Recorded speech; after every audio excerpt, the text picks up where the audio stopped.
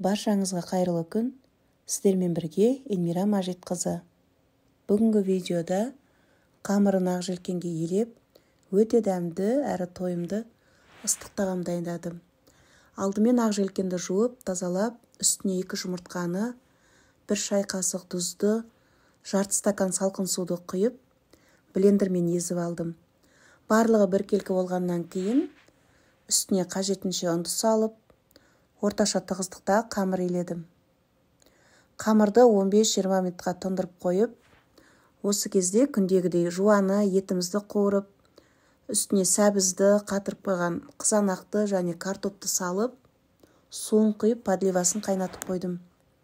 Етіміз піскенге дейін енді нанымыз дайын. Бірде қылып 2 күлшеге бөліп, үстіне ұнды сеуіп, еттің нанын жайғандай қылып, нанымызды жаямыз. Жайып болғаннан кейін, осылай орап барлығын тақтайға қойып, кеспе кесіп аламыз.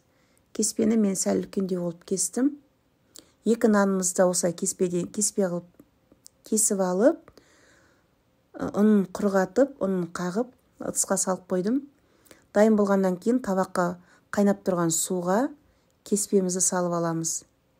Араластырып отырып, енді тәлікке салып, дайын болғаннан кейін үстіне дайын подливаны құямыз, ас болсын.